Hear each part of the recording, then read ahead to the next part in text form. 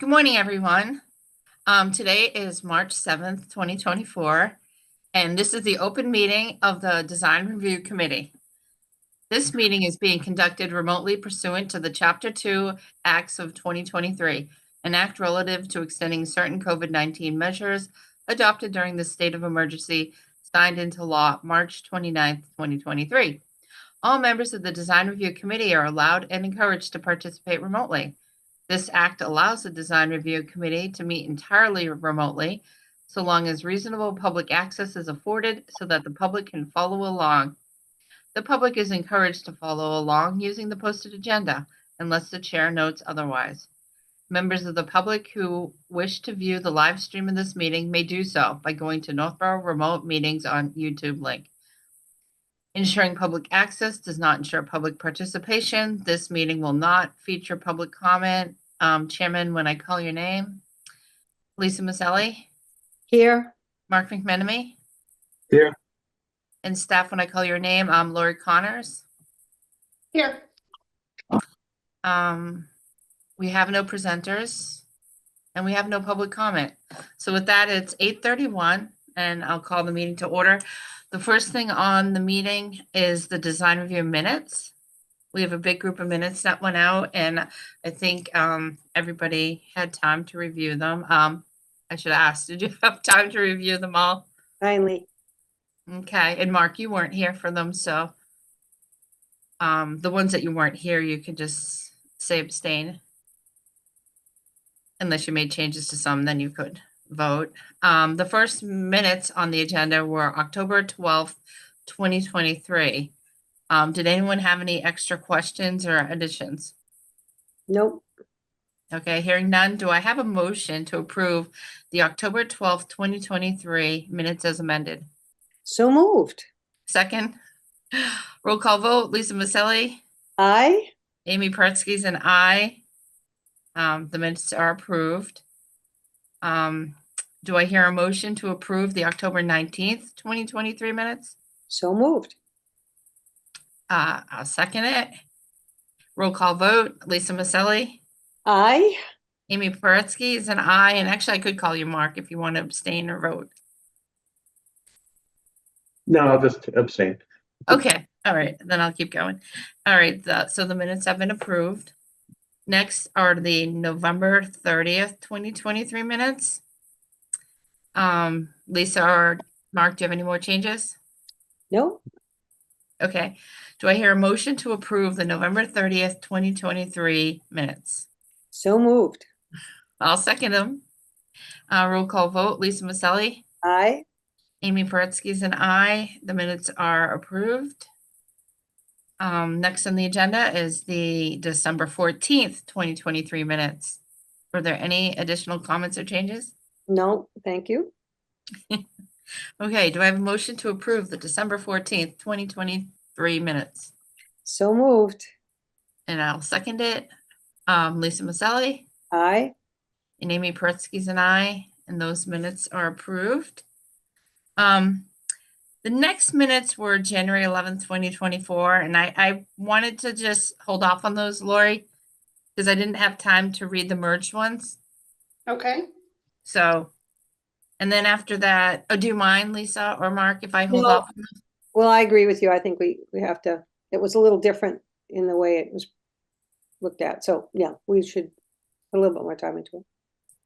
All right, and then the last one were the January 25th, 2024 meeting minutes, and I had made changes. And is everybody okay with those? Do you want more time with those? I read them and I'm okay with it. Mark is on that. Aren't you on that one, Mark? No, I'm not. That was Dave. Okay. Okay, so you don't mind if I approve them? I'll make a motion. Do I hear a motion to approve the January 25th, 2024 minutes as amended? So moved. And I'll second it. Roll call vote, Lisa Maselli, Aye. and I'm an aye.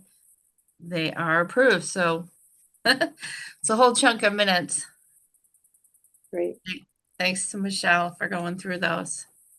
A little question, Amy, when you move in and out, your focus, Oh, okay. going in and out of focus. I don't know how to I I'm don't either. looking back at my notes for all those dates. Yeah, so I guess what you have to do is keep Try to yourself sit at one plane and maybe bring the paperwork to you. Like when you Yep. did, when you turn and look, Yep. it's just, yeah, it's kind of, I have a hard enough time focusing. I'm like, oh, wow. You have to block me out, You know? like the Flash. Yeah, like flash. All right, I'll try, but no promises. Okay. Next on our agenda is a report card, like a rubric that Mark and me have put together. And I thank you, Mark, for doing that. Would you like to review it? I could even probably pull it up on the screen. Would you like me to pull it up on the screen and we could talk to it, or? You're gonna, oh, did we lose him? Maybe we lost him, right? Here's his big moment. There you go. Oh, there it is. What happened, Mark? Now you're muted. Mark, you're muted. Muted. Okay. Yeah, It they, happens. BIOS says that the rain doesn't affect the internet, but it always does. Right, way up there.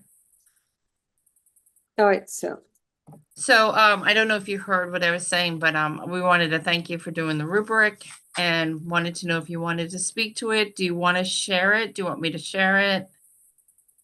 I prefer if you share it, just because I'm not quite sure how. Yep. I have a few things to mention on it. I know this is quickly done and it's cut and pasted out of the guidelines. So, I don't expect it to be anywhere near correct. You'll notice on the first one, the beach category, there's a lot of verbiage kind of describing the category versus the question at hand. So you think, point out where that should be moved up into the heading as a description of the heading versus a question to be checked. Okay. so the building placement and orientation, can you make that larger, like twice the width? I was thinking of putting each category onto its own tab on the spreadsheet. Yeah. I don't know if that would confuse somebody or help. Well, if you like, from what I understand, I don't use this Excel often, but if you were to put a space below building placement, that should enlarge the square, right? Oh, yeah, I can. Yeah, it's very easy to enlarge it. I just didn't know if I wanted to move it onto a separate tab so that we have plenty of room for the category. All right. I wonder if maybe changing the wording, so it would be the front building facade is oriented toward the street or courtyard. And then it's kind of like a check. Because what Yeah. you're doing is you're evaluating specific projects. Yeah. So this is like a checklist to evaluate the project. Exactly. Yeah. So where I'm cutting and pasting out of the guidelines, a lot of this stuff, there's one that talks about how you won't put trash in your front yard. Well, that shouldn't be part of the preliminary evaluation. So, yeah, definitely wording like that on everything. So you're changing should to be what, Lori? Is. Is. So, Okay. so you're evaluating the project, so you're speaking to this specific project. Okay. Yeah. And then just delete the second part. And then buildings Change. are oriented toward parking lots or no? So it'd be the building, the front building facade is oriented toward the street or courtyard, and then delete the second sentence. Toward parking lots. Yeah, because they're getting a check mark that they've done it correctly. You don't need to bring in all the possibilities. Okay. Stuff like that will really simplify the checklist too, make it easier for people to follow along. So similarly, the next one, the main entrance of the building faces the street. Right. I think it's a great idea, at least for me as a board member, to have a checklist, because I know we have a big book that we go through. That is great to use, but it's nice to have a checklist. And is articulated through architectural detailing. Okay. And we don't, I mean, we could go through everyone right now, or like someone This- could make the updates and send it back out with changes. Well, this is good. Who's doing that? Amy, are you doing that or is that Oh, Laura? I'm changing it. Yeah, Lori has the ideas. I like it. I like it. Okay. So what Mark did, I don't know if you might have known this, Lisa, is because I reviewed it a little bit, and he took the things out of the design. He took the items out of the design review guidelines and put them in a checklist. Right. No, I know that. I know that was what he was doing. Yeah, I like doing this way because we'll have it done. And we're here to do it. yeah. It should go pretty quickly. I mean, Laura's doing great, you're doing great. And I'm going along for the ride. I like it. And then, I wonder if one of the things that I emailed, yesterday is so these are all voluntary. So they don't have to do these, but they would get bonus points for doing these. But what is mandatory is what is in the zoning bylaw. So there are various site design standards that are required for specific districts. So I wonder if there should kind of be the mandatory requirements, like maybe in one color, and then the voluntary requirements in another color. And then, of course, they're broken out so that, these ones apply to business uses, these ones apply to multifamily uses, kind of that way. I like that. Yeah, or maybe a check sheet for commercial and a check sheet for multifamily. Yeah, that's possible too. So That's it's not a all good mixed idea. together. You could have the different tabs at the bottom. Yep, that's a good Yes. idea. Yeah. That sounds good. Yeah, we just have to Right. go through the Amy, why don't 709. you make a note on this one in column F, just saying that voluntary so that, or something like that, so I know that, yeah, I knew Lori was gonna know off the top of her head the mandatory ones and the voluntary ones, so I didn't try to figure it out. Yeah, Well, put a V next to it or to make it. Yeah. like this is mandatory, isn't it? The front building facade. Yes. So I forgot what this list is, so I can put like the M here. No, go to the next column, because that's a pull down. Are you here? So make that M. Yeah, just put M. Yeah, so M and V. Yeah. We could go through them too. We could go through them now, or we can go through them offline. Someone can go through and check them all. Maybe Lori or I could go through and put the mandatory or voluntary.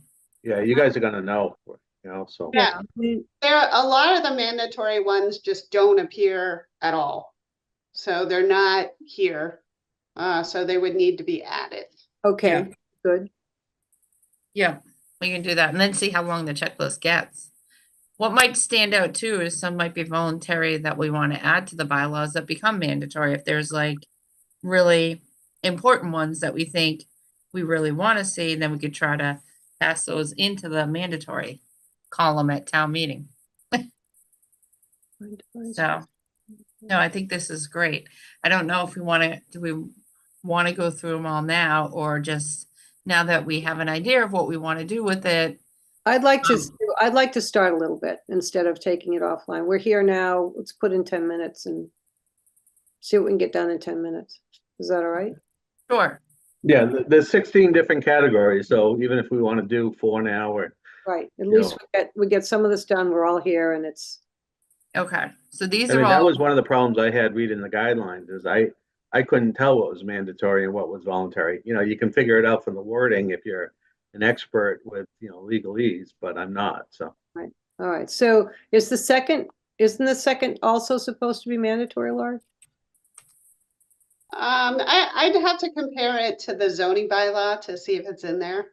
Hmm. yeah. That's why I think we won't be able to go through and pick those out because they're worded differently too. All right, so go to the Yeah, next. I kind of thought after reading the zoning bylaws and stuff last night, I was kind of wish I had started with that. Well, we got this started. It was pretty good. So it's a nice framework.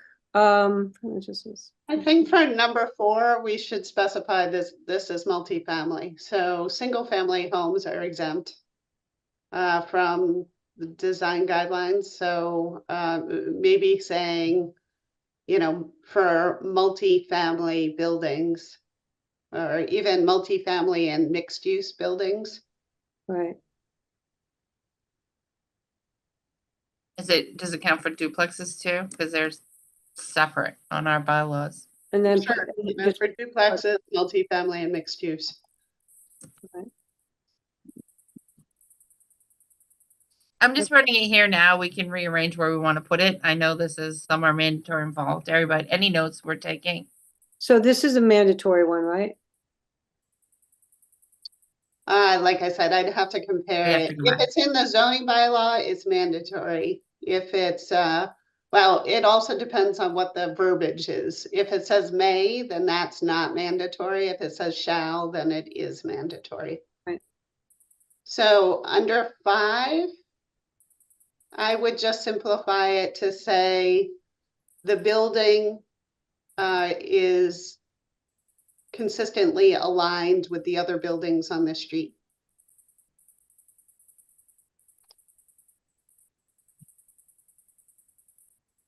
And I guess it's specific to downtown business, but So Amy, Yeah, I was just reading the whole thing to see. can you just add to that and then take the other thing off once you've done it? I can add to this. I can take off the whole thing right now if everybody agrees. Well, or you can just write it in the column F as a remark of something that needs to be changed later, so. Right. Yeah, I think that's a good idea. so the building front shall be, facade Yeah. should be aligned. so the building has is consistently aligned with the other buildings on the street. So it's the building is consistently aligned. Sorry. All right, that's okay.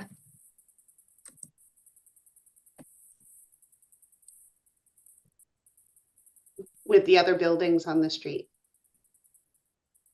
Now, when we do this as an engineer, we would, put a comment on there, like a dimension would be a critical dimension if it cannot have a variance issued to it. But if it can have a variance issued, we note that that's possible and even set a criteria if it was important. Okay. Are Yeah, all of yes. these subject to, This, zoning it's not- board variances? Yes, so they can get dimensional variances. So if, for example, the front setback is 25 feet, but all the other buildings on the street are setback 10 feet from the street, then they could request a variance to be consistent with the alignment of the other buildings. So in this case, you would probably be recommending, you'd be supporting the variance. Okay, so which is more rare though, because if it can't be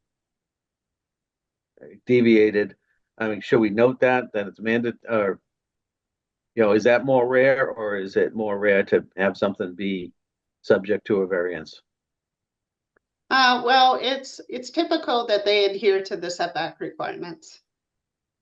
So, Okay. but in some circumstances, like for example, if they had a huge amount of ledge behind the house, they would prohibit that from happening, then that would be a good reason for getting a dimensional variance. In downtown, the setbacks are between 6 and 20 feet. So a building can be anywhere between that, right? The maximum setback is 20, the minimum is 6. Yeah, so now we have the fire station that is going for a dimensional variance because they're exceeding the maximum setback of 20 feet. So that's an example, because they need to turn around the fire trucks. Yeah. But this is also voluntary. So it says, whenever it says encouraged, that means that it's voluntary. Okay. Can we put downtown business district on that block too? Because that's what this one's talking about.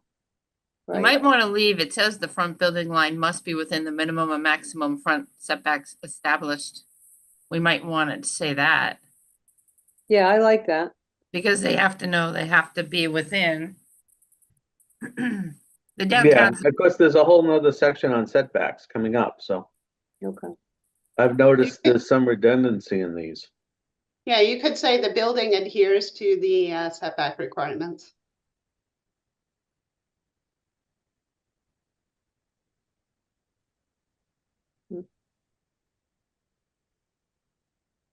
and maybe that ends up being broken down into two small ones. Well, I guess if it's aligned with the others, it would adhere to the setback, so it could go together. So where you've got, especially in the downtown business district, don't you want to change that a little bit to downtown business district? Or is it going to apply to other places? Should probably apply to everything, right? We just wrote the building is consistently aligned with the other buildings.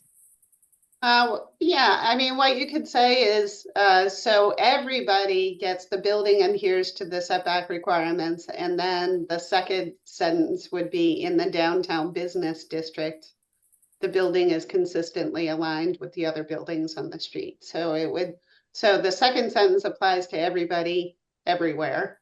And then the first sentence only applies in the downtown business district. That's a possible way of dealing with it. But would that mean that we don't care about the ones in the other districts? Well, What- that's and what that's- the design guideline currently says. Oh, Yeah, you don't have it in the other districts yet, though, do you? I don't know. We'd have to check the zoning. I don't know if it says anything about alignment. It probably doesn't.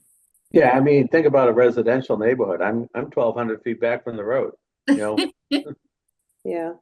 I think you've got business and maybe what is it? What's it called? Route 9 business, Highway.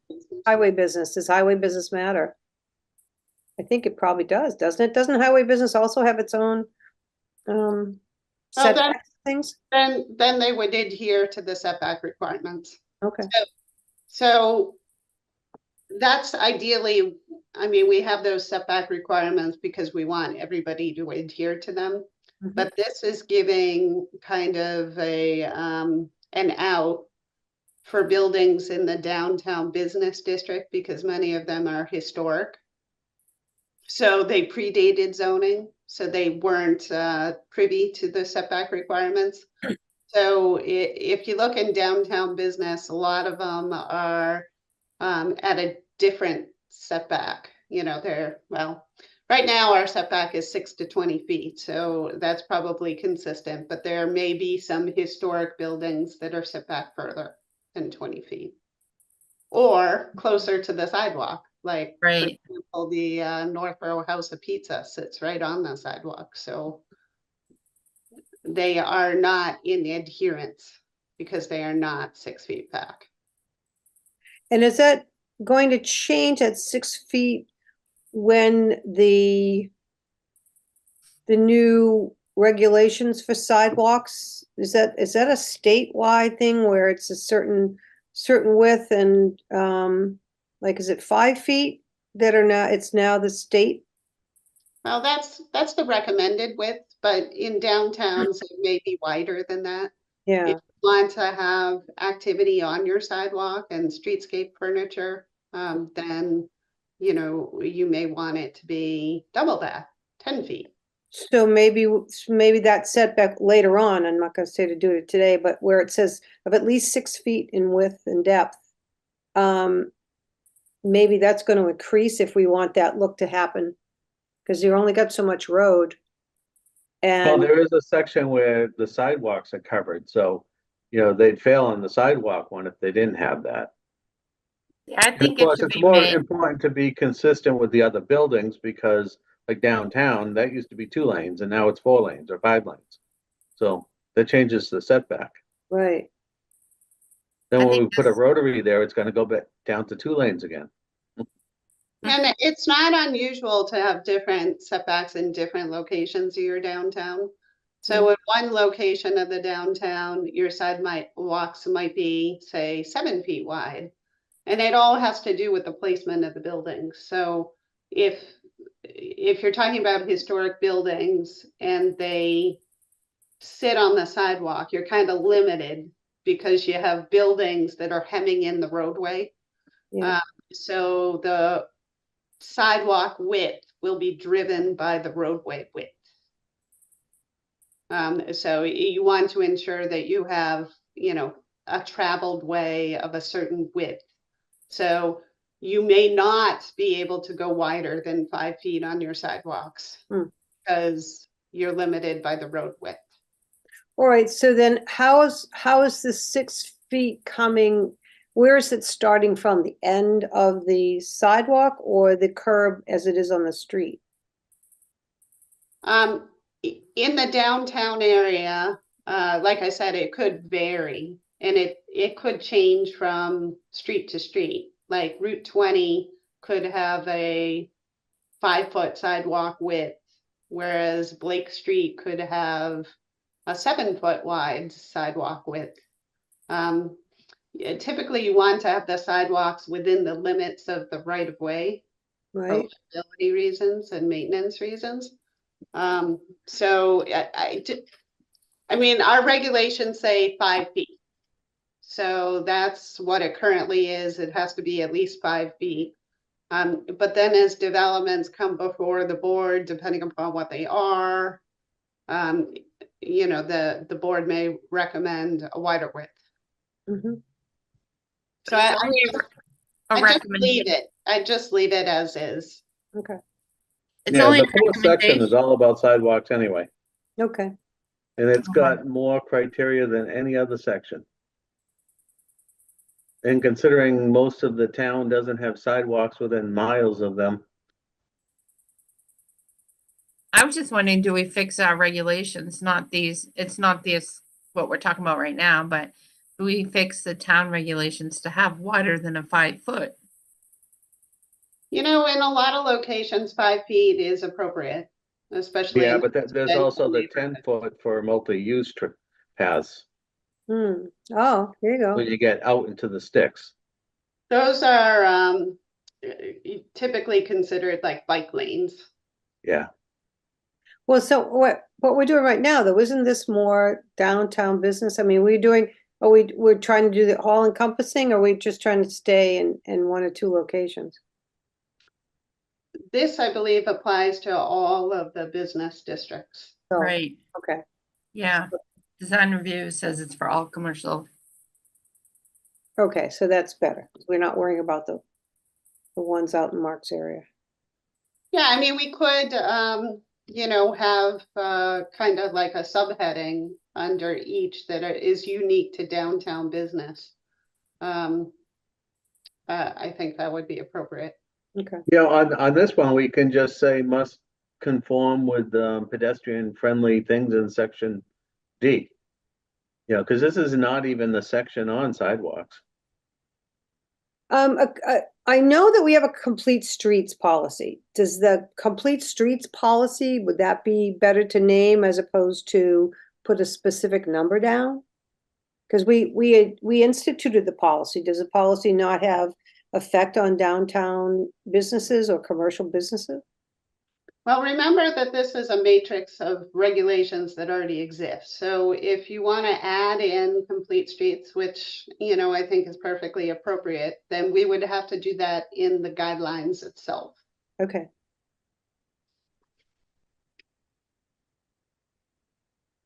So we'll put a pin on that one and know to do that.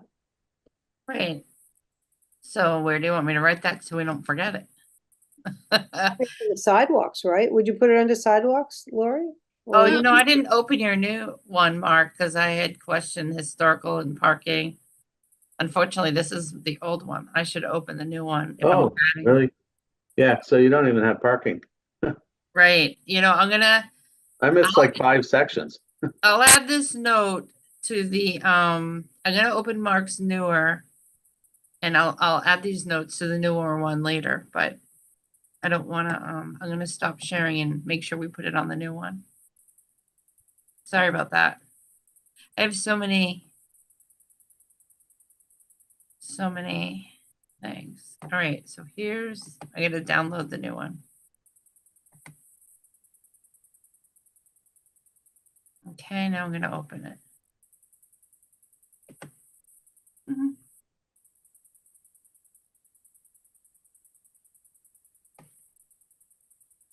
Oh, I have to open it. Never mind. Hold on. It's gonna take me just a second.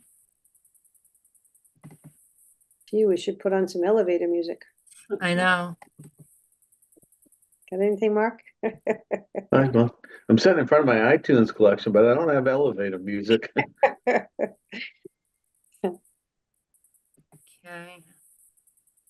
I'm gonna rename it something else so I know which one to open. Sorry. I think they had different names, which Oh. is why I attached the wrong one. I have to be careful I don't send mine because I have a couple of columns where I take some of the projects like the fire station and stuff like that, and I kind of score them or write what I think, kind of work out the issues with them. I don't want to share that. Right. Okay.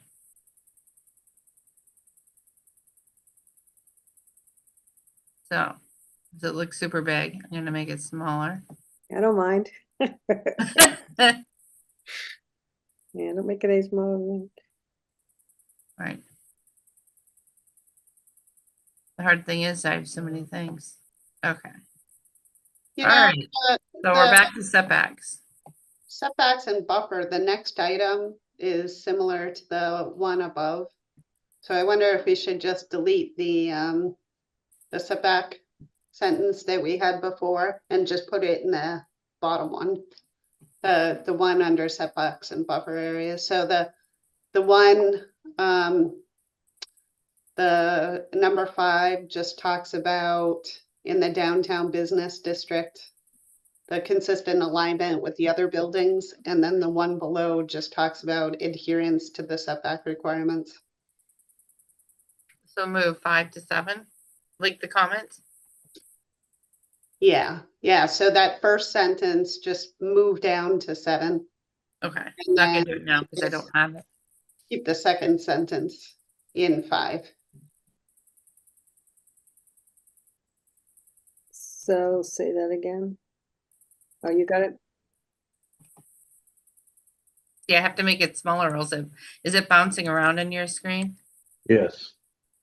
I'm gonna have to make it smaller or else it's gonna keep Yeah, bouncing. this whole section actually has nothing but, 3 things that are covered elsewhere.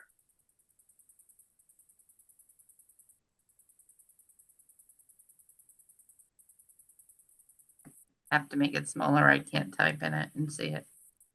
Can you eliminate the GHI, the other columns? When you're doing a spreadsheet? I don't think it's an Excel spreadsheet, so you can't. Under the number 8, maybe just say landscaping consists of non-invasive, drought-resistant plantings. Yeah, but we also we have a whole section on landscaping. So, Okay. Yeah, if we don't need it, if it's redundant, then well, I think the one, number 9, right below it, doesn't have anything that would be on a design review checklist, saying they can't keep trash. It's like, well, yeah, I agree. That one should come out. Huh, I don't know. I think we have that in our bylaws, like, oh, so it's not really design review, right, it because that hasn't wouldn't happened happen for a yet. year. right? yeah, we should take that out and make a pin for us to wear. Seems there's a big problem with our consistency on that. Yeah, it's been abuse for storage abandonment. Huh, Well, Now you know what- who I'm related to, so, I mean, this has always been an issue for my family. so Lori, when it says yards, what yards are they talking about? Is this residential?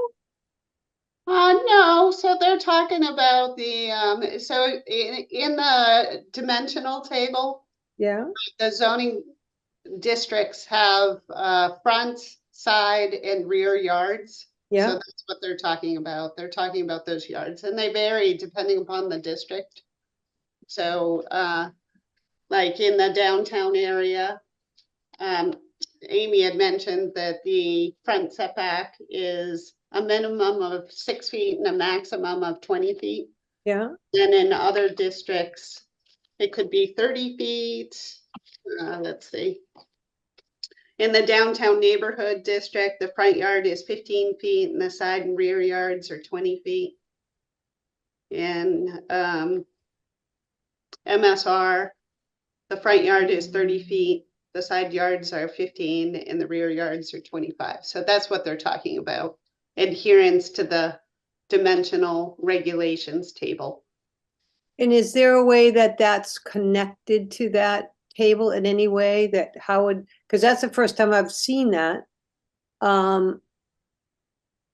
is that bylaw? Enforced? Well, enforced, but seen to be enforced. I mean, is The it some, building- Yeah, that's kind of your job. It's your job, the building inspector's job, and the permitting authorities. So what the design guidelines and the zoning bylaw are saying is what can happen in these yards. So if you remember with the ice cream, there was the discussion of the building, the parking relative to the building setback. right, Because we have a standard in our zoning bylaw that says that you can't have parking before the building, in front of the building.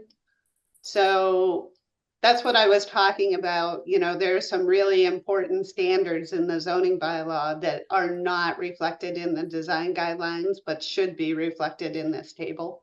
So when I'm doing a review, okay, I'm going through the zoning bylaw and I'm going item by item by item to check to see if it's satisfied or not. Mhm. So this is going to be actually super helpful for me. And then the design guidelines you also look at, but once again, they're not mandatory. It's recommended. So sometimes they make sense and sometimes they don't. And so in those cases, are there some that we could change to be mandatory that are not? Like, I imagine that this one, the yards may not be used for, is a mandatory, correct? Yeah, I mean, like I said, there's certain verbiage that is in, applies to certain zoning district, but not others. Mm-hmm. So that is an important distinction. So it may not be allowed in some places, but would be allowed in other places. But the only way to make things mandatory that are in the design guidelines is to put it in the zoning bylaws as a standard. Okay, so, And then you're saying shall, this shall happen. right, yeah. And this one says may not be, so that may not be is pretty much you can't. It I think doesn't, there's one that say like, items outside storage shall be, I don't know if it's shall or may. I think it is shall be, obstructed from view. Like there has to be a fence or something that blocks it. right, So it's kind of like, I don't know if I'm saying what you're thinking or what you're saying, but I think there is a bylaw in here that says that any type of outside storage, not for houses, but for commercial uses, they have to be, behind a fence. You can't be in your front yard. Yes. Yeah, perfect example is dumpsters. So in our zoning bylaw, we say that dumpsters need to be obscured from view. And so one of these checklist items is,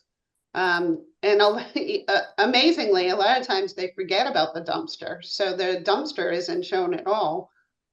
So one of the checklist items should be, are they showing a dumpster and is it obscured with a fence? mm, And And of that course you want does it- show up on ours. Yeah, so, and then there are different fence options.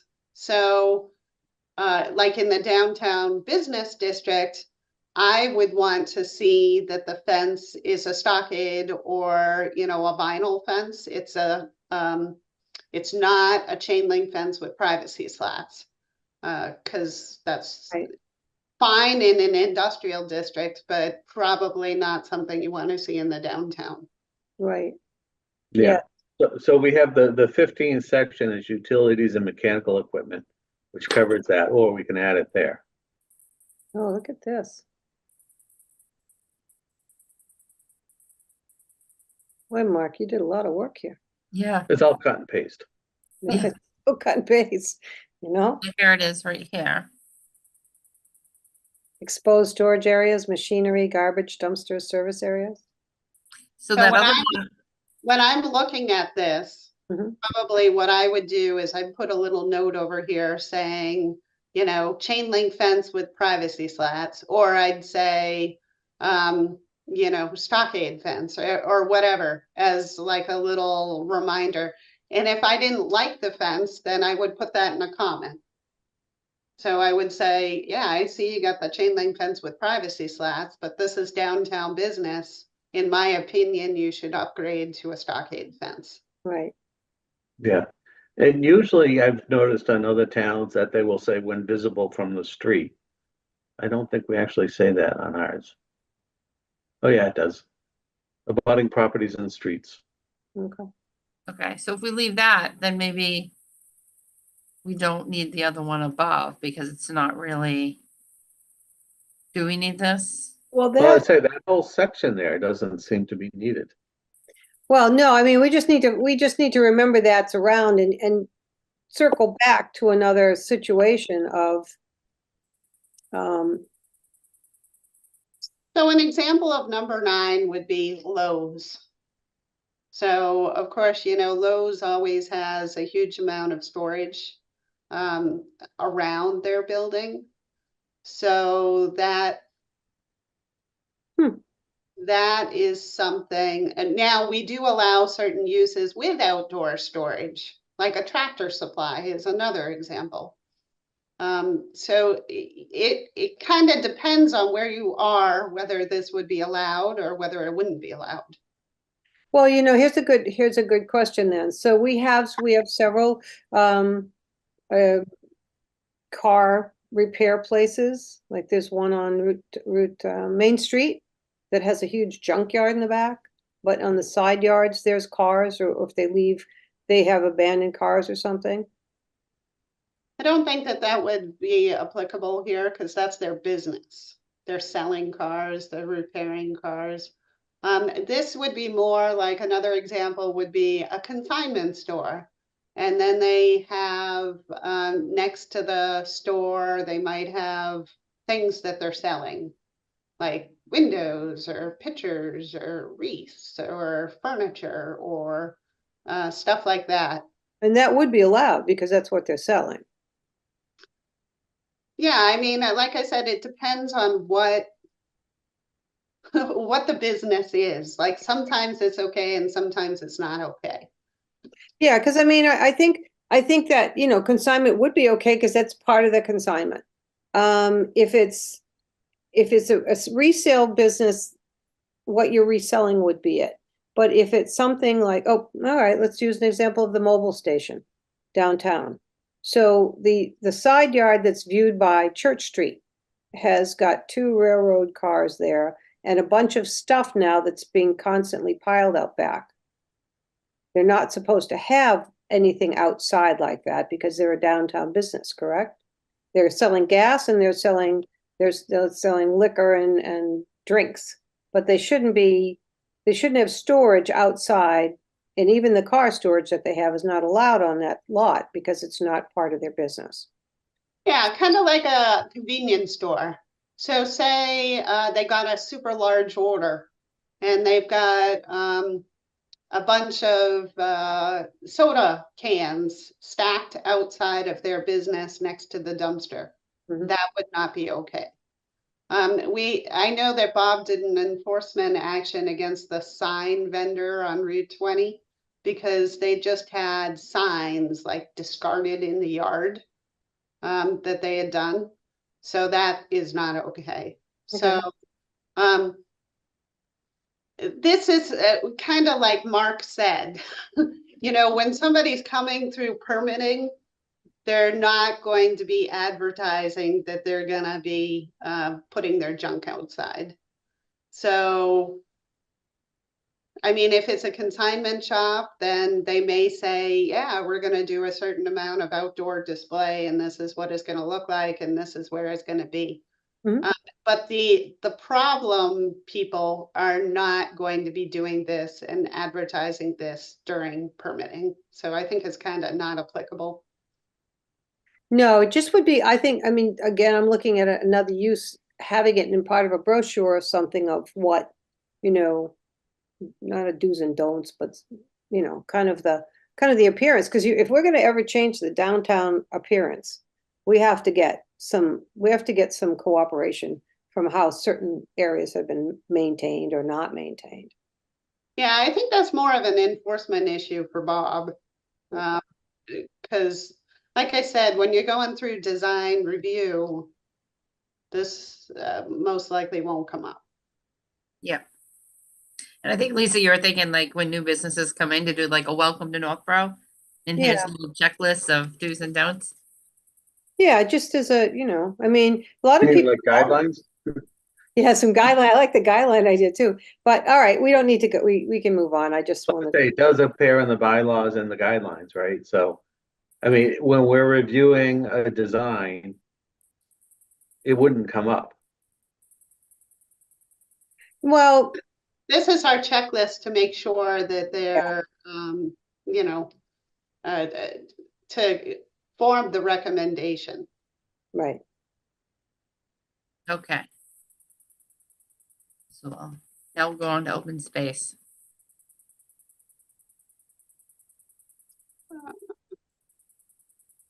Yeah, so this is once again, there's open space requirements in the dimensional table. Hmm. So I think it would just be the project conforms to the minimum open space requirement.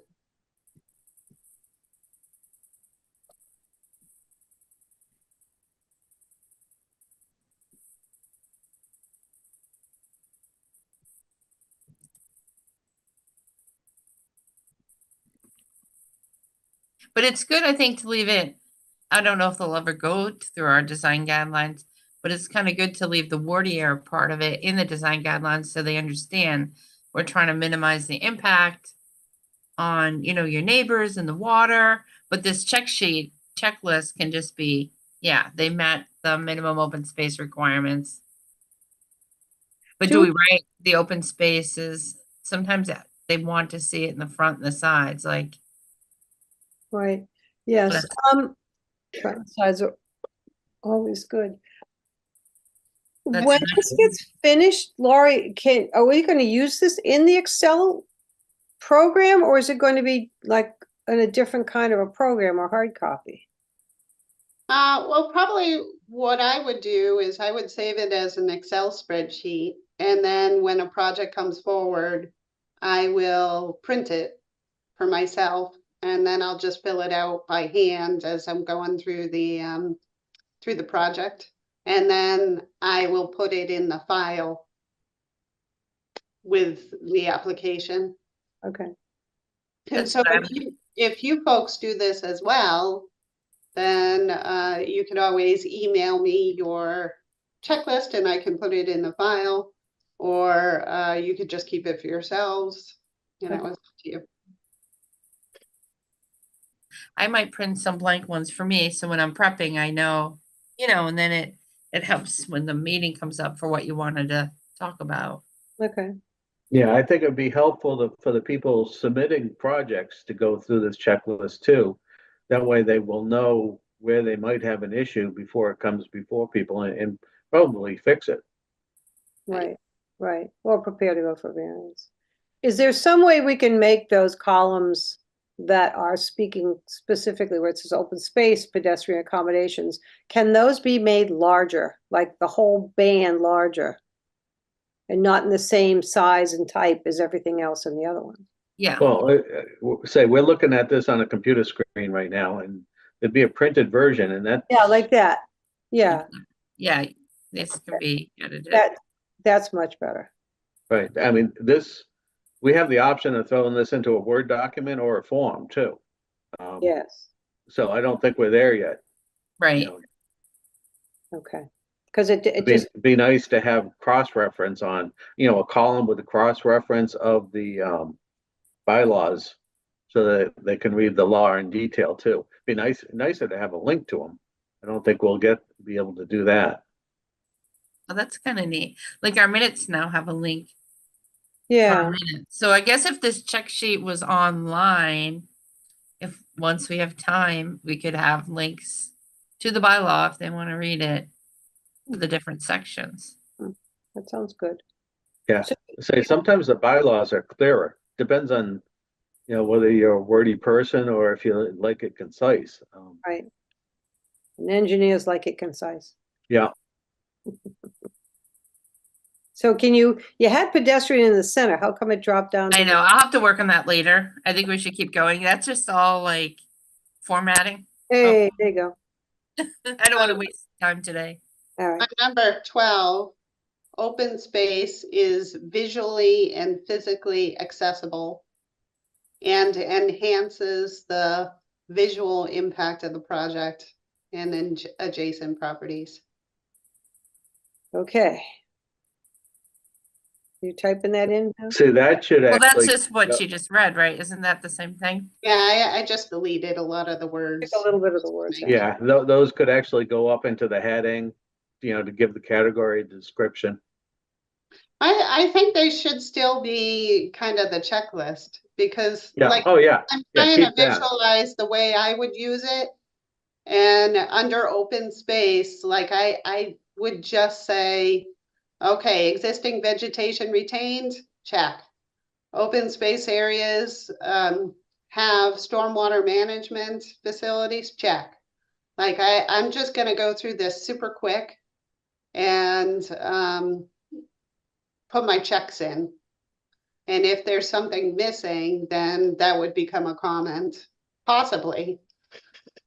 It may not, because maybe the design standard, the design guideline doesn't make sense for the specific project that's proposed.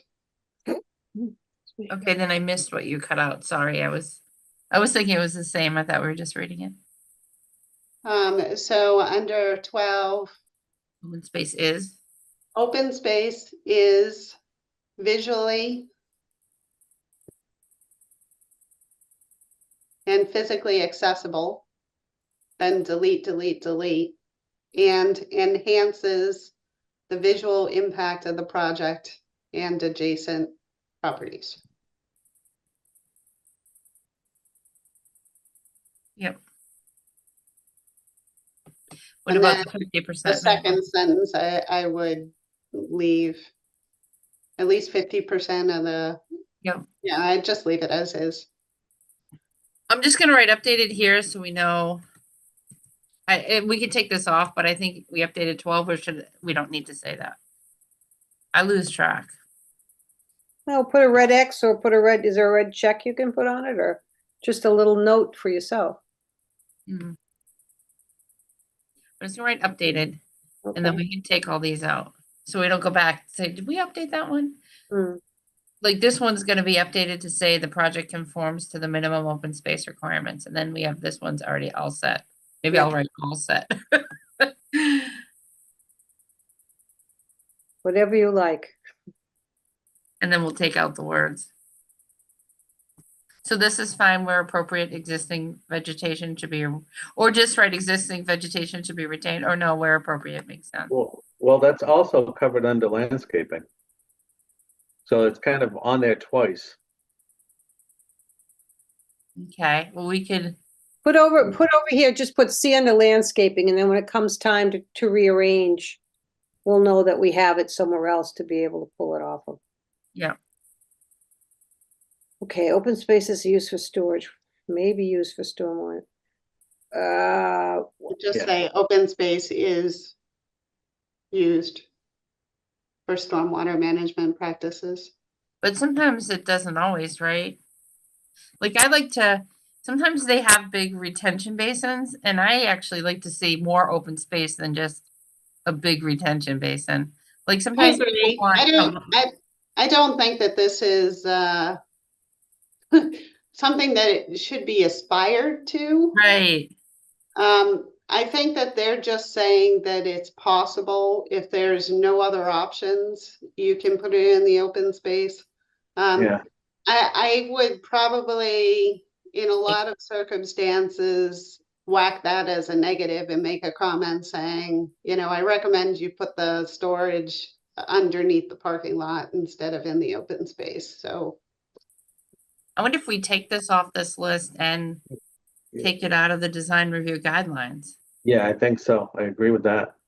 Okay, then just put remove there, right? Yeah. Where, So we well, were- Lori, what about retention basins? Are they put in where the lowest point of water coming in is? Or why do retention basins, we see so much of it on 20, like in front of the bank and in front of 7 Monument Place? And why is it there? yeah, it typically has to go at the lowest point. Okay, And you usually don't want it to be connected to the street. Sometimes it's unavoidable. So usually they don't want any of the stormwater flow from the site going into the street stormwater system. Mm, So that's why it's located right before, like that mixed use development. That was actually required by Mass DOT. It wasn't part of the original design. And that's because they didn't want that stormwater flow going into their system. There's a much larger stormwater system that's underneath the parking lot, but they wanted a supplemental system. and by under the parking lot, they have wells, retention like- wells. It's like a septic system, Oh, okay.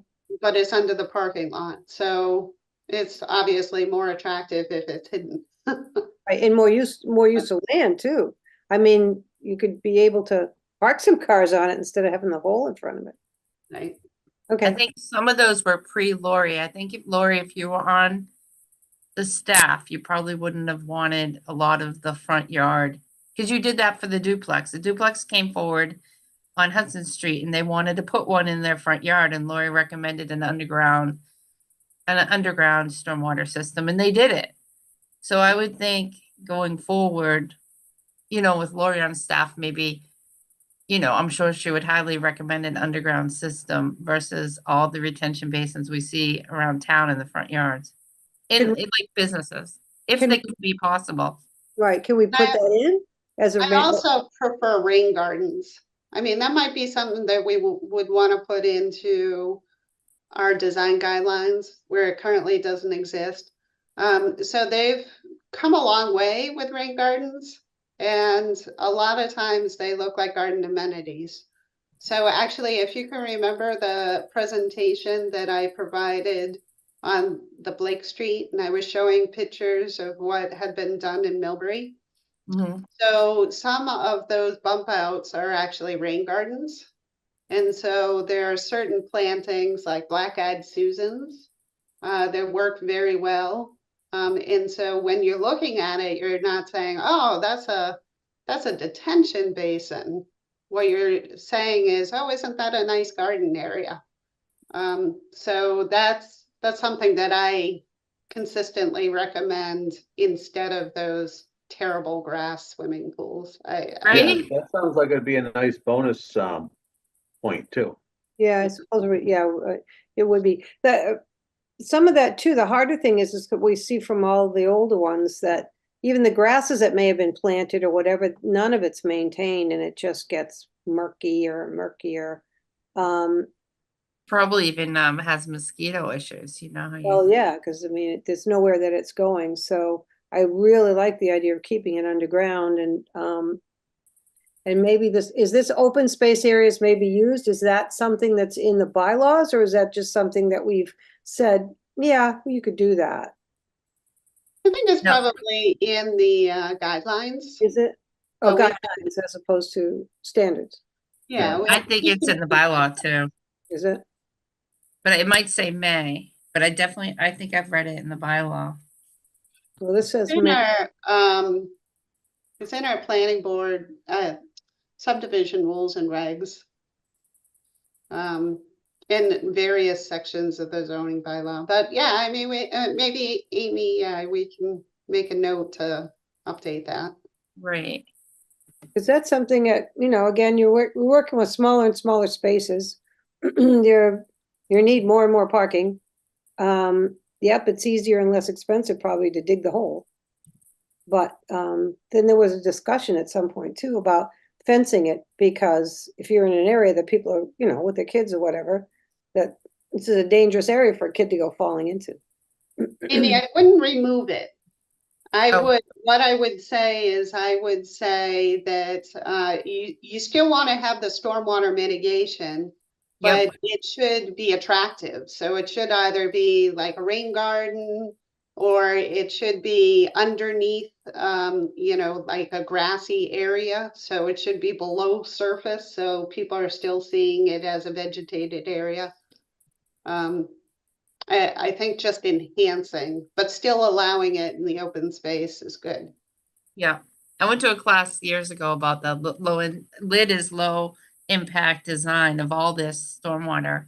And towns like Framingham went to this system, with rain gardens and low impact. But Northborough didn't.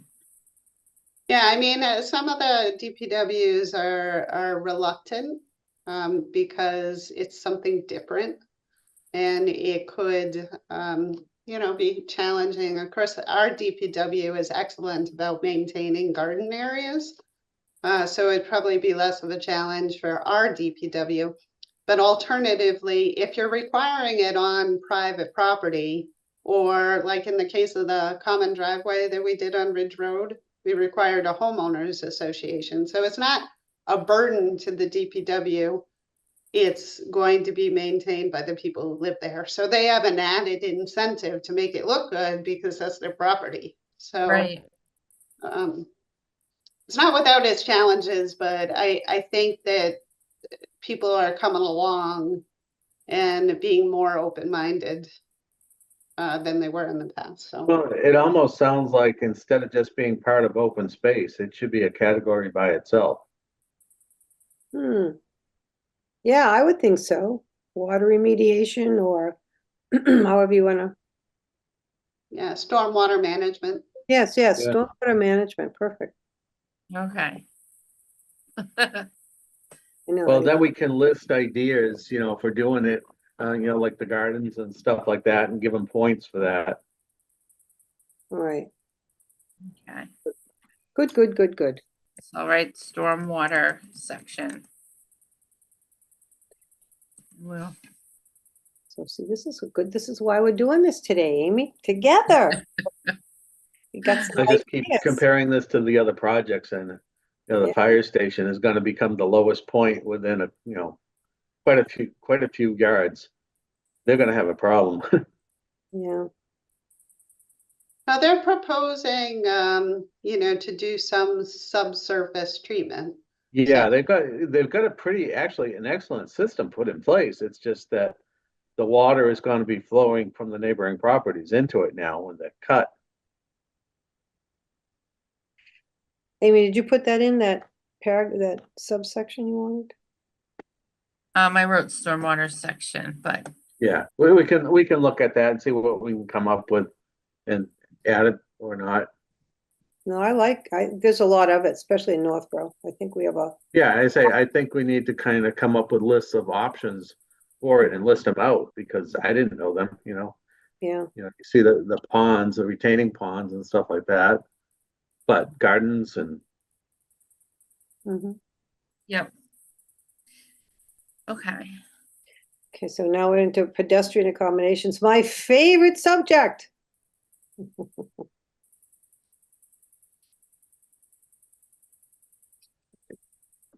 it's a pretty lengthy section. Right. To be honest, I didn't read through all of them. Became too long to read.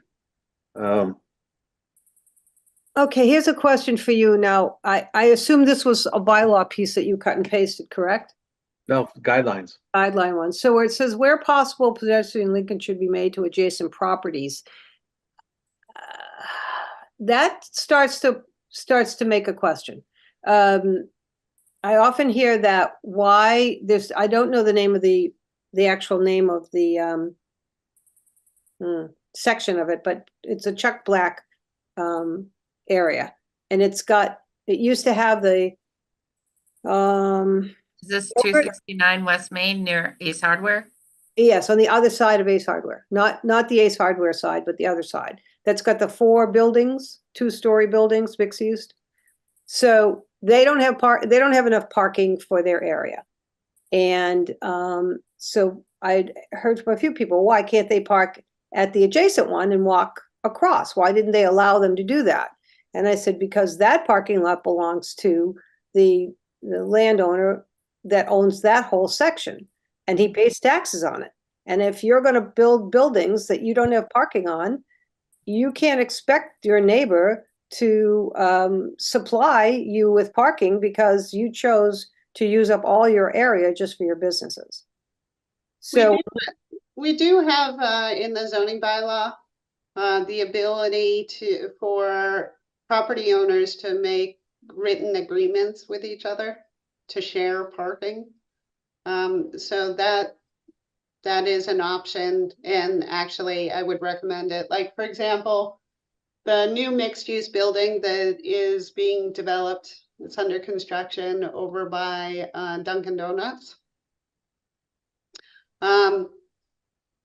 Now, when I look at that, I'm like, oh, what a shame, a missed opportunity. What they could have done is combined their parking lots together, and then it would have looked a lot better. It would have been more efficient. You could have a single driveway and share everything, and then have your landscaping around the exterior. And it would look more intentional instead of what happened, which is everybody's building their own driveway and their own parking lot. right. So it's, I think we can go further, and I think we should include some sort of bullet or something in here saying that encouraging property owners in circumstances like that, where their properties are super tight, to share the parking, share the egress. You know, we're writing this under pedestrian now, and there is a section on parking. Okay. But yeah, I did, to back up what she's saying, one of the design guidelines from one of the other towns actually has that written in there, that it's encouraged. And Well, it really makes a lot of sense. it does, except from the standpoint of the person who has all the land and the other Right. person who's wanting to use their land. Well, and, if they can come to a financial agreement, Right. a responsibility agreement, that's one thing. But, if you have people parking on your land because your neighbors, like if your neighbor's having parties every night and they want to use my driveway to come park in it, I'm not going to be very happy about that. Right. Yeah, and it only works out when you've got business hours that are offset from each other and things like that, so. Like Even for- putting the town offices with the function hall, those parking hours are never gonna overlap, so Right. it makes sense there. But yeah, if you're fighting for parking spaces like the dentist downtown and the old town hall and CVS, they're fighting for spaces, Right. so it wouldn't make sense there. Well, even for liability though, like there was Right. one downtown owner, super nice, let people park in their lot for Apple Fest, and one woman fell in a pothole, broke her ankle, and sued the guy. And so going forward, he's like, I'm not gonna let you use our parking for Town Common or Apple Fest. Right. I mean, that's really what it gets down to. It's not like, we're all working together on, it's not like it's public parking in a private area might be able to use it on off hours. It's private to private. And you're running a really big risk of that sort of thing with the liability, and who's going to pay for the shoveling, and what's going to happen if somebody who's doing the shoveling cuts into the landscaping of the other guy, and there's an awful lot of complications that go with that. Yeah, well, I'd say on Blake Street, the apartment building and the dog groomers, I mean, The parking building has parking lots on the dog groomers parking, Right. land, so they must have come to some agreement. Yes, well, that would be it. I mean, if they're willing to do it, but I would be, like I said, that, next to Ace, there's a lot of parking over there, but they were required to do that. And I'd like to see us change that a little bit and require more parking again. I think we've narrowed down the parking to be able to put a bigger building up, and people are now driving around looking to get in, and they won't go in if they can't find the spot, so. I Well, question Because it. it's I hidden would behind the building disagree. too. What we want to do is we want to encourage people to walk downtown. So we don't want to provide, I mean, I can see providing municipal parking and on-street parking in select locations. Mhm. But I think we want to get away from, there's plenty of parking downtown. It's just on privately owned lots associated with particular businesses. So I think providing more parking is not gonna resolve the issue unless it's parking that's shared. Well, I don't, I think Well, you'll, I say all we can do is like encourage it as like a Right. bonus point or something, not penalize for not Let's doing it. encourage it and we'll keep moving forward because it's already 9:41. Well, because we're on pedestrians, not parking anyway. Right, I'll move it down after. yeah. All right. Well, I think we've gotten a pretty good start with this, don't you? I mean, we can now start to look at some things a little deeper. Because you got 15 minutes, so what do you want to, did you want to talk about anything else, Amy? I thought there was I third. was- Let's see. Well, I'm not going to go into the design review guidelines, the pictures just yet, Lori. Thank you for all that. I haven't read all the wording. And at planning board, I brought up cutting out half the sign bylaw just because when it goes forth to town meeting and the planning board was already questioning sections. Well, unfortunately, when it goes forward to town meeting and it's so big, somebody finds one point and kills the whole bylaw. So I tried to cut it down, and maybe we'll do half in the spring and half in the fall and see what happens. So I don't know. I know we worked super hard on that. The one thing that is kind of a shame is I was speaking to Laurie Kavanaugh Yes. this week, and she was interested in doing an awning with a sign awning. And unfortunately, it's not currently allowed, so she's gonna go forward with the awning, most likely, but she won't be able to put her sign on there.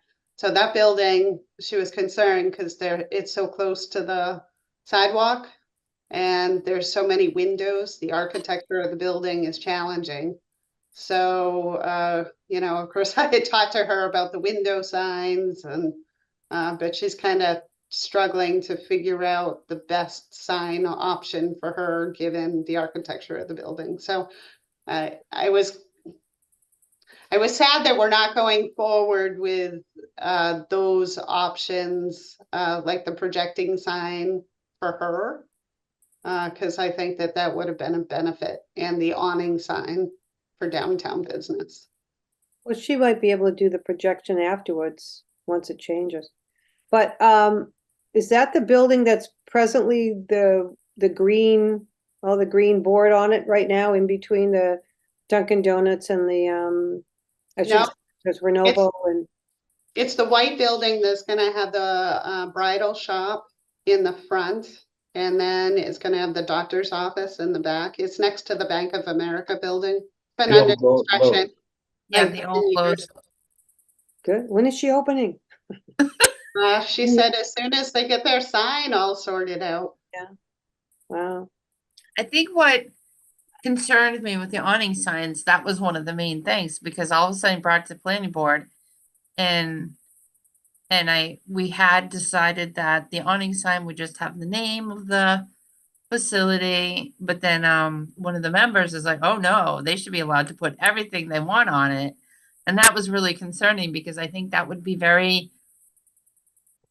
it would take away from the downtown. Like we want the downtown to look nicer, but if all of a sudden we have awnings going up with wording and pictures all over it, then I think it would actually take away from the look. and it would just be a way to, and he was pretty adamant that he felt if an awning became a sign, then they could fill it with at whatever wording they wanted. So to Yeah. me, I was like, oh my gosh, if that's what's gonna happen, then we're making it worse. Right.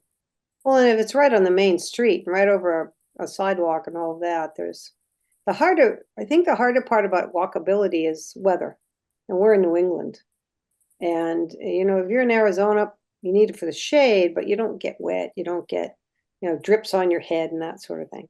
But New England, looked like a day like today, you're really not going to be walking. And if you're walking, you may have an umbrella. You may not have an umbrella, but there's nothing worse than being in Boston and walking down a sidewalk and get on your head because there was something hanging above it. So I think a lot of it has to do with just where we are. I mean, there's some things we just, you don't plan an outside wedding. That's it. Unless you have a second plan, chances are that could be a cause for a problem. But it is, I think it's thoughtful. I think we want to be able to see something nice, and I think we're putting the time and energy into it. And I really appreciate all of you doing this because I really do think it makes a difference for all of us, for the town, for where we live, and trying to create a new downtown appearance, which would be the very least more uniform and more tidy and more appreciation for the visual, like buildings needing painting and stuff like that. I think it's just a shame that this has happened because I don't think it happens in a lot of towns. But I was Right. thinking for the fall, part 2 would be go forward with all the downtown stuff, all the downtown sign aspects. And I know right now, Lori, it has the 10% or 32 square feet. And I'm thinking maybe I'll send it to you after this meeting. I was thinking of pulling that out too and just doing everything that has to do with signs downtown in the fall as a whole design for downtown package, the guidelines, the signs, and then, get everybody on board. So when it goes forward, there isn't somebody that stands up and says, oh, no, you can't do that. I want to make sure it passes. I And- think that's what we agreed to, unless I misunderstood, but I think that the discussion at the planning board meeting was to include all of G, but Yep. remove the projecting signs and the sandwich board. Yeah. One of the other things I left in though was the size, like the size of the wall sign downtown was changing, and I thought maybe I would remove that too, because that might be a trigger. But leave the highway side. I can show you, I can talk to you after. Yeah, But just to give the design review committee an update on what happened is, I know we worked super hard on it, but I'm not throwing it all out now. I think in the fall, which is only a couple months from now, we can go forward. And if we go forward in the fall with an awning sign, can she add a sign to it, or it has to be printed? No, you could add it, maybe. I think, well, it'll be already up. So I don't think she would add the sign part after. Yeah. It'll Well- already be installed by that point. Yeah. I think there's a lot of reasons to put it off till the fall too. 70 articles at this point it makes a very long town meeting, and at the end of the day, it'd be better if we're gonna be on, I'd do definitions, I think definitions are always this question, well, it's just a definition, we're not changing anything, we're just defining. So we could do definitions and make that a little bit easier to understand before we go and put the bylaw together. So I'd go along with Amy and say I'd rather do that in the fall as well. I don't know if you would depend on a fall meeting. You The could next, create one.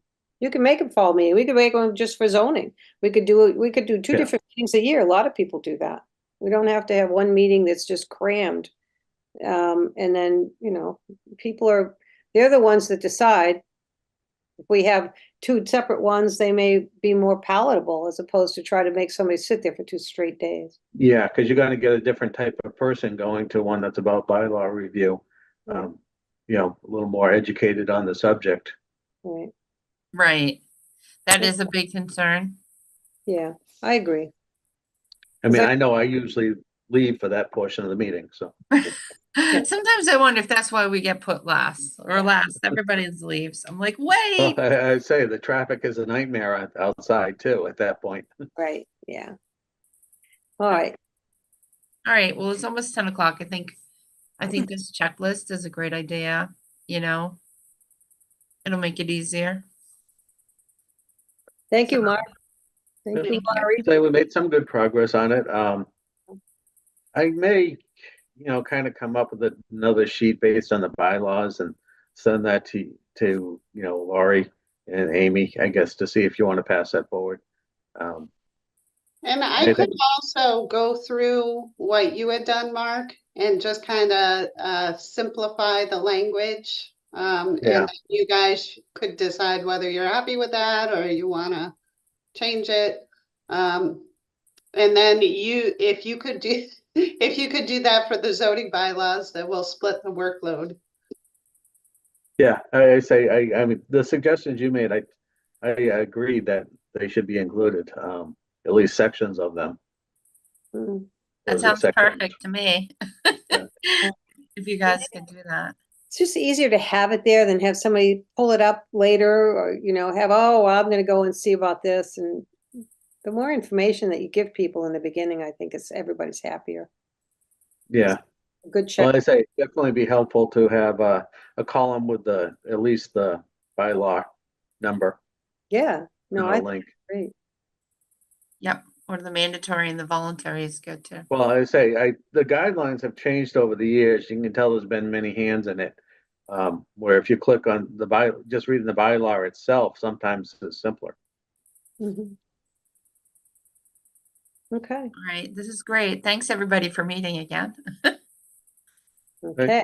Good All evening, right. everybody. Are we gonna close now? We Yeah, did I'll have last couple times. We've just been having ever meeting a, at 9:51. I make a motion to adjourn. So moved. Second? Thank you. Okay, motion's been made and seconded. Mark McMenamy, Aye. Lisa Maselli, Bye. and I'm an aye. So we'll see you guys next month, right? Or do we have another meeting? What's today's date? I did speak with the architect for the fire department, and she said that they probably won't be ready to go until like one meeting in April.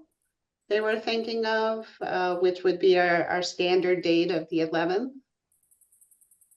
So they're not going to be ready next week. I think that makes sense. So they're ready right before we go to planning board, so they don't have to keep coming back like when they're finalized. Because they said they'd be pretty final before they went to planning board. And So do we want to meet again though with this checklist just in like 2 weeks or 3 weeks just to I would say so. Because It why, would be nice to use the checklist as a basis for the summary for the fire station. I don't know if they haven't seen the checklist, so, Mm, but just, verbiage, saying they conform with, 80%, and we recommend variances on the other items or not, okay. Do you want to meet again on the 21st or the 28th? let's look at the 21st.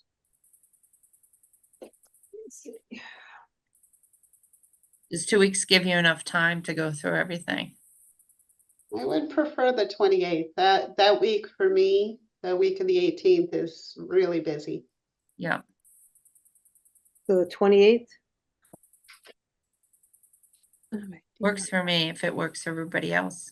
Mark, can you do the 28th? Yeah, I'm gonna say yes. And I just have one other question. I really am very concerned about the way the sidewalk was presented for the fire station. Who do I talk to about that, Lori? Well, I think you can just send me an email, which I can forward to them. Okay. Because I took pictures, I can actually share them. I took some of the screenshots from Google showing how the sidewalk would go up the hill to the other sidewalk that goes to nowhere. It doesn't look like a sidewalk. The other one doesn't even feel like it's a public sidewalk, it looks like it's just a walk around the building. It goes all the way around the building. It doesn't have any termination. So if you were to push somebody up in a wheelchair, or you were to ride up or take a stroller up, you have to turn around and come back down. And it's the height and everything else is it's just a bad expectation. And there was a sidewalk in front on the road prior to Hillside going in, because I have pictures of that. I think that sidewalk should stay on the road and follow straight, because nobody uses that. They can't. I mean, the pictures, if I were to show you, it'd be, oh my God, how in the world, how would anybody work on that? And I can't imagine that we shouldn't, as especially municipal use, create as much of a safe path for pedestrians. So going up at an angle and at 5% or whatever it is, it's not a safe path, and it's not realistic because it goes to nowhere. So the fire station sidewalk goes straight, and maybe the town can finish off that little section right in front. well, that would be that. I mean, I would certainly like to do that, because it should be done that way. But to 130 Main is another example, and this was before Laurie came. But I don't know, before I was even on planning, design review, they put a sidewalk next to their building with this great amount of space in between the road and their building, and people don't walk on it because they feel uncomfortable. And I thought that sidewalks were supposed to be for like a public way for pedestrian use. And as a public way, they should all kind of be contiguous in the same line, in the same plane. And especially if, there is clearing off to be done. I think I'll look at the next snowstorm to see if those two areas are even cleared off by the owners, just by virtue of it being so close to their building and so far away to Route 20. I can't imagine the DPW going down Main Street and having to go up the hill. No, I can't. I don't know if I can I Yeah, share? no, I looked at the GIS maps on that, and I think where the sidewalk should have been on that building is actually town property, part of Route 20 versus the landowners there. And maybe that's why it wasn't put right on the street. I don't know. I'm Kathy. We can call Kathy Jubert and find out. Yeah, of course, you don't want to hang up anything to do with the fire department because of that, because that's really not the fire department's fault. No, it's just something that needs to be addressed. Right. And it should, I have a feeling when they're trying to do some ideas for cost savings on that building, that they are going to regrade that, just because, it's $100,000 a foot to remove gravel. So, on a lot that size. Yeah. So if they do end up matching the grades or sloping that, getting rid of the double retaining walls to save money, then that whole area is going to be affected, as far as, that's specifically where the sidewalk runs in that area. Right. But that's also beyond the scope of the fire station. That involves, the landowners there and everything. So I don't know quite how to approach that. Well, it's the way they've set right now, the only thing they can do is the way they set up their sidewalk and the way it terminates. So their termination, if nothing else, has to stay down on the road and not go up the hill to connect. It would probably make it better for them too, but it makes sense. Yeah, because in trying to connect to that hill, there's a whole lot of things that are wrong with that. I mean, safety wise.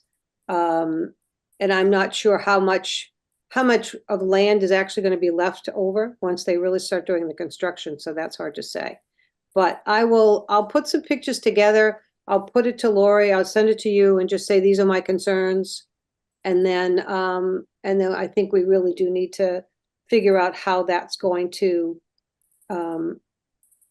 be placed. Because as much as it's nice to have the health strip of grass, and I don't know, why did they do that? Why did they decide to put that greater health strip?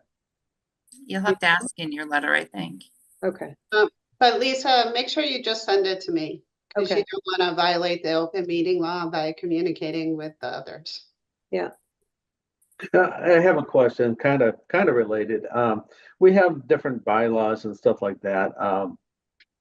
One of them is that, you know, the one Laurie just forwarded to us that says you have to pay attention to the natural grading in the area and to make it look appropriate. Does that, do these bylaws apply to the town? I mean, or are we, you know, is the fire station exempt from those rules? Yeah, I don't. There's always exceptions. So of course, they can't. They physically can't. You have to balance the needs of the specific project with the design guidelines. So the need of the fire station is that it be on a flat site because you can't physically make the fire station work for the fire trucks, given the length of the trucks, if it's not a flat site. So the needs of public safety would trump the design guideline in that case. Right, but in this case, we have a retaining wall, 30 feet of land and a retaining wall, which does not look natural. But we have that elsewhere. So if you think about Northborough Crossing, there are significant retaining walls. If you think of, you know, the FedEx Amazon facility, significant retaining walls. But we don't The have a retaining wall, topography- a double retaining wall, which is If the- really what looks unnatural. Well, they were looking for guidance from you folks about the various retaining wall options, and none of you said that you wanted something different. So. Oh, yeah, no, we documented that, but I mean, they voted the day before we met. Right. So- But it was all things. they were looking for guidance from you at the last meeting. I put that in the letter. So that was your time to speak up if you wanted something other than that, if you wanted the terrace option, then you could have stated that at that point. They were looking for guidance from you. Well, it was already voted on at that point.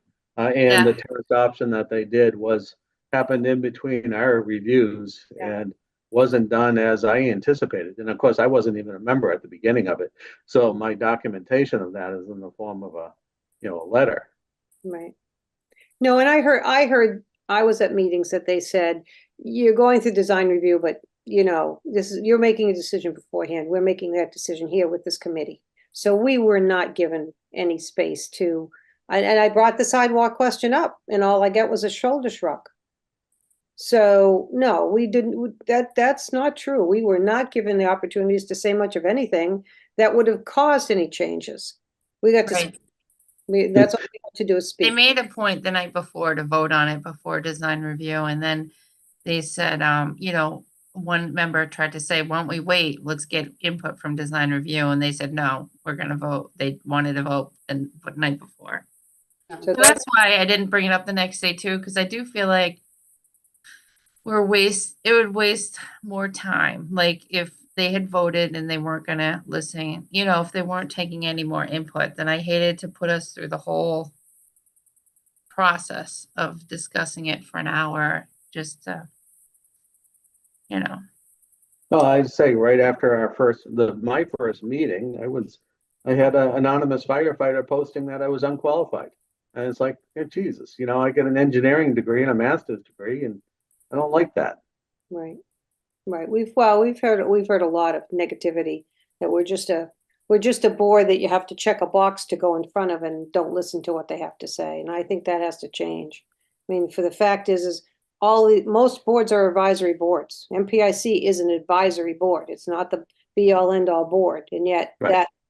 that comes up all the time. And then when you hear the word design review, it's, oh, design review. What are we doing with them? Yeah, well, we review the design, we don't do the design, so.